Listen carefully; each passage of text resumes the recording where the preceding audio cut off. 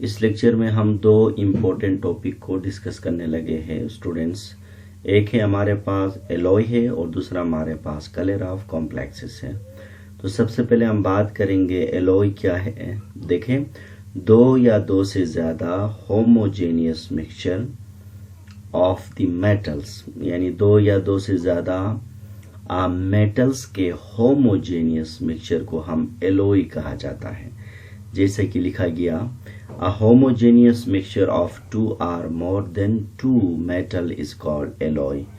Alloy के लिए हमारे पास कुछ एग्जांपल्स है। ब्रास क्या है, एक एलॉय का एग्जांपल है। और ब्रास के अंदर क्या है, कॉपर 60 to 80% होता है और इसमें जिंक जो है 20 to 40% होता है। जबकि ब्रॉन्ज के अंदर जो जिंक होता है 90 to 95% है और टिन जो होता है 5 to 10% होता है।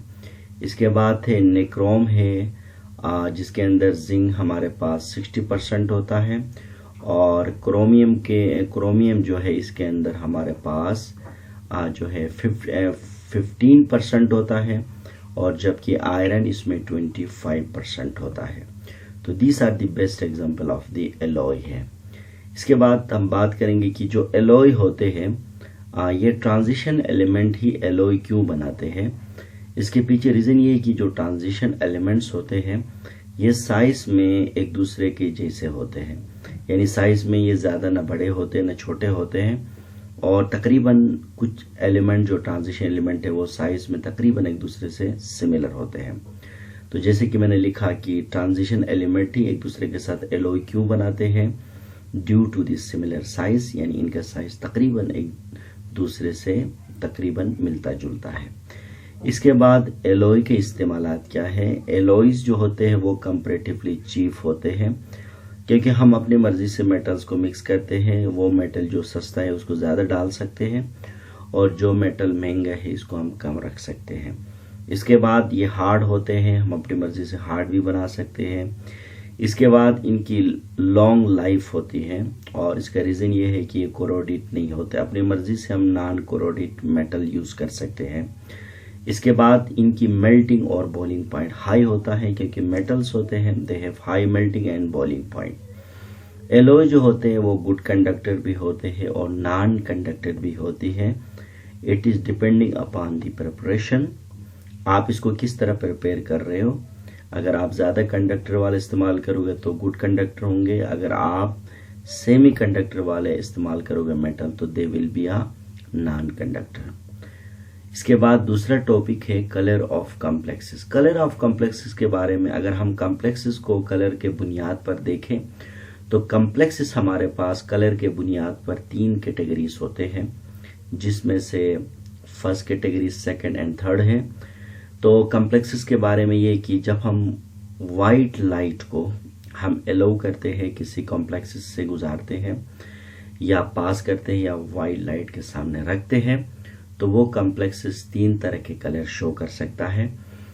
पहला कलर ये कि अगर कॉम्प्लेक्स तमाम के तमाम वाइट लाइट का मतलब है कि सनलाइट, ऑर्डिनरी लाइट भी कहते हैं, जब कॉम्प्लेक्स तमाम के तमाम लाइट को एब्जॉर्ब करेगा तो लाजमी तौर पर वो कॉम्प्लेक्स का कलर क्या होगा, ब्लैक होगा।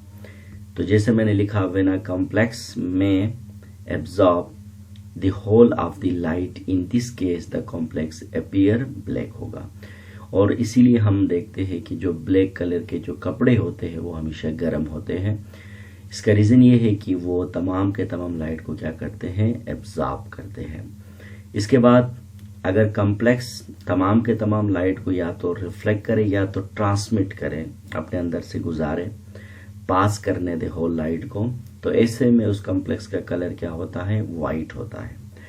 तो इसी तरह से वाइट जो कपड़े होते हैं वो ठंडे होते हैं। रीज़न ये है कि वो लाइट को या तो वो ट्रांसमिट करते हैं या तो वो रिफ्लेक्ट कर लेते हैं। तो इसी तरह से जो वाइट अपीयर वाले कॉम्प्लेक्स होते हैं वो या तो लाइट को एब्जॉर्ब यानी ट्रांसमिट करते हैं या तो वो रिफ्लेक्ट करते हैं, तभी इनका कलर क्या होता है, वाइट होता है। इसके बाद तीसरा जो कैटेगरी है, इसके अंदर क्या होता है कि कॉम्प्लेक्स अगर कुछ लाइट को एब्जॉर्ब करे और कुछ को वो रिफ्लेक्ट या ट्रांसमिट करे तो ऐसे कॉम्प्लेक्स का कलर क्या होगा, डिफरेंट होगा। एब्जॉर्प्शन और एमिशन ऑफ द फोटोन, तो ये डिपेंड करेगा कि किस वेवलेंथ के लाइट को एब्जॉर्ब कर रहा है और किस लाइट को वो एमिट कर रहा है।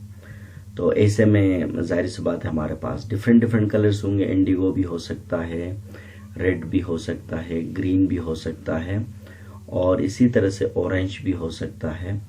तो ये डिफरेंट कलर होते हैं। ये डिपेंड करेगा कि हमने फर्स्ट ईयर में आपको पढ़ाए थे कि जो स्पेक्ट्रम होते हैं, तो डिफरेंट डिफरेंट स्पेक्ट्रम होते हैं। तो इसी तरह से कॉम्प्लेक्सेस में हमारे पास अगर एक कॉम्प्लेक्स का कलर बिल्कुल पर्पल है तो इट मीन्स दैट कुछ अमाउंट ऑफ लाइट को वो एब्जॉर्ब कर रहा है और कुछ ऐसे अमाउंट ऑफ लाइट को एमिट करते हैं जिसका कलर का जो वेवलेंथ है वो पर्पल कलर जैसा होता है। तो अब हम बात करेंगे जो कॉम्प्लेक्सेस होते हैं, ये जो है ना कलरफुल मटेरियल क्यों है, इसके अंदर कलर क्यों पैदा होता है।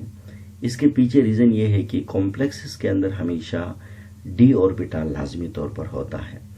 क्योंकि डी ऑर्बिटल क्या होता है, जब मिसाल के तौर पर देखें ये डायग्राम में डी ऑर्बिटल दिखाया गया है। जब हम किसी लिगेंड को डी ऑर्बिटल के जब हम करीब लाते हैं और ऐसे में वो जो डी ऑर्बिटल होता है वो ब्रेकअप हो जाता है, तो जब किसी लिगेंड को हम क्या करें, डी ऑर्बिटल के करीब लाए तो डी ऑर्बिटल क्या होगा, हमें पता है डी ऑर्बिटल के जो ओरिएंटेशन होते हैं इसके अंदर 5 ओरिएंटेशन होते हैं और डी ऑर्बिटल के अंदर हमेशा 10 इलेक्ट्रॉन एकोमोडेट कर लेते हैं। तो जब लिगेंड कॉम्प्लेक्स के करीब आता है तो ऐसे में डी ऑर्बिटल ब्रेकअप हो जाता है। इसमें से 3 ओरिएंटेशन लोअर एनर्जी में जाते हैं। देखें आप, इस डी से कम एनर्जी इसका कम है इसलिए इसको हमने लोअर कहा, लोअर एनर्जी लेवल पे जाते हैं और 2 ओरिएंटेशन अपर लेवल पे जाते हैं, हायर एनर्जी लेवल पे जाते हैं। और जो लोअर एनर्जी लेवल पे जाते हैं इनको हम T2G कहते हैं और जो हायर एनर्जी पे जाते हैं जिसको हम EG कहते हैं। तो इसी तरह से जैसे कि एक कॉम्प्लेक्स है हमारे पास जिसके डी ऑर्बिटल में 5 इलेक्ट्रॉन है, तो ये 5 इलेक्ट्रॉन में से लेट सपोज 3 इलेक्ट्रॉन लोअर में गए, 2 इलेक्ट्रॉन EG में गए और लोअर को T2G कहेंगे और हायर को हम EG कहेंगे। तो अब ऐसे में क्या होगा, देखें कि इलेक्ट्रॉन ट्रांजिट करेगा T2G से लेकर हमारे पास EG और EG से लेकर T2G में। तो इसी तरह से जब इलेक्ट्रॉन लोअर से हायर में जाएगा तो वो फोटोन मखसूस अमाउंट में एनर्जी क्या करेगा, एब्जॉर्ब करेगा। और जब हायर से लोअर आएगा तो वही फोटोन जो एनर्जी एब्जॉर्ब किया था फोटोन की शक्ल में, डिफरेंट अमाउंट ऑफ एनर्जी की शक्ल में, वो एमिट करेगा। अब वो जो एमिट करेगा उसका वेवलेंथ जिस कलर के साथ मैच होगा तो वही कॉम्प्लेक्स का कलर इसी तरह ही कलर नजर आएगा।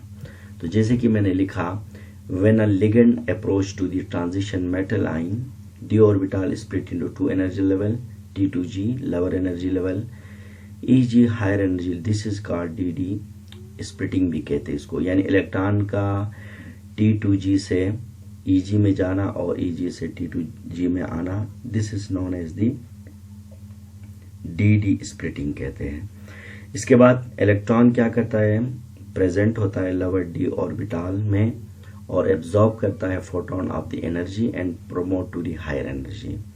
और इसी तरह से जो फोटोन यानी मखसूस अमाउंट ऑफ जो एनर्जी होती है which is responsible in the jumping of electron, responsible for showing the different colour of the complexes. तो इसी तरह से ये फिनोमेना है जो मैंने आपको डिस्कस किया। इसके बाद देखें कुछ एग्जांपल्स यहाँ पर गिवन है। देखें जिंक है, एटॉमिक नंबर वैसा 30 होता है और इससे 2 इलेक्ट्रॉन जब हम निकालते हैं 2s से तो इसके पास अनपेयर इलेक्ट्रॉन। यानी याद रखना कि कलर के लिए लाजमी तौर पर मतलब किसी भी कॉम्प्लेक्स में डी ऑर्बिटल में अगर अनपेयर इलेक्ट्रॉन होंगे तो लाजमी तौर पर क्या होगा, वो कॉम्प्लेक्स कलरलेस होगा। अगर अनपेयर इलेक्ट्रॉन नहीं होंगे यानी अनपेयर इलेक्ट्रॉन नहीं होंगे तो वो कलरलेस होगा। जैसे कि मैंने यहाँ पे लिखा, देखें ये हमारे पास जिंक +2 है और टाइटेनियम +4 है। देखिए इस वक्त ये कलरलेस है। ये कलरलेस क्यों है, क्योंकि इसके पास इस वक्त यानी जो 3D है, मैं जिंक की बात कर रहा हूँ, इसके पास 10 इलेक्ट्रॉन है और इसके पास अनपेयर्ड इलेक्ट्रॉन कुछ भी नहीं है, तो लिहाजा इसमें ट्रांजिशन नहीं होगा, तो लिहाजा ये कलरलेस होंगे। इसके बाद टाइटेनियम +3 में देखें आप, इसका एटॉमिक नंबर 22 है। अब ऐसे में इसके डी ऑर्बिटल में भी, इसके डी ऑर्बिटल में कुछ एक इलेक्ट्रॉन है, एक इलेक्ट्रॉन है इसके डी में, क्योंकि टाइटेनियम का एटॉमिक नंबर 22 है। एक इलेक्ट्रॉन को निकालेंगे तो 19 रह जाएगा और वही इलेक्ट्रॉन डी में चले जाएगा, और तभी क्या करेगा, ये कलर पर्पल कलर होगा। और कोबाल्ट जो हमारे पास +2 है, इसका कलर हमारे पास क्या होगा, ब्लू कलर होगा, क्योंकि कोबाल्ट और टाइटेनियम में देखें कि इसके अंदर अनपेयर एक इलेक्ट्रॉन है, लेकिन दोनों का अनपेयर एक इलेक्ट्रॉन होने की वजह से अलग अलग कलर क्यों आया। इसका रीज़न ये है कि इनके न्यूक्लियर चार्जेस डिफरेंट है, इलेक्ट्रॉनों की एक्साइटेशन स्टेट डिफरेंट होती है, और डिफरेंट स्टेट पर इलेक्ट्रॉन क्या होते हैं, गिर जाते हैं, एनर्जी डिफरेंसेस डिफरेंट होती है, तभी एक इलेक्ट्रॉन होने के बावजूद भी डिफरेंट कलर होता है। इसी तरह से देखें वेनेडियम में 23 है, इससे 3 इलेक्ट्रॉन निकालते हैं और इसके अंदर अनपेयर इलेक्ट्रॉन 2 होते हैं, ग्रीन होता है। और निकल भी 2 इलेक्ट्रॉन निकालने से अनपेयर इलेक्ट्रॉन 2 रहते हैं, ग्रीन होता है। इसी तरह से हमारे पास क्रोमियम है 24 है, 3 इलेक्ट्रॉन निकालने से हमारे पास देखें इसके पास 3 अनपेयर इलेक्ट्रॉन रह जाते हैं, डीप ग्रीन होता है। और कोबाल्ट के अंदर 2 इलेक्ट्रॉन निकालने से पिंक होता है। इसके बाद इसके पास क्रोमियम +2 में देखें अनपेयर इलेक्ट्रॉन कितना है, 4 है, और आयरन +2 में भी अनपेयर इलेक्ट्रॉन 4 है, तो क्रोमियम का कलर ब्लू होता है, आयरन का कलर ग्रीन होता है। इसी तरह से आयरन +3 का कलर देखा अब येलो होता है, और इसके पास अनपेयर इलेक्ट्रॉन 5 हो। तो हमें पता चला कि यानी वो तमाम ऐसे कॉम्प्लेक्सेस जिसमें अनपेयर इलेक्ट्रॉन 0 होगा तो वो तो कलरलेस होंगे, और इसके बाद वो तमाम ऐसे कॉम्प्लेक्सेस जिसमें अनपेयर इलेक्ट्रॉन 1 2 3 4 5 होगा तो इसके डिफरेंट कलर्स होंगे।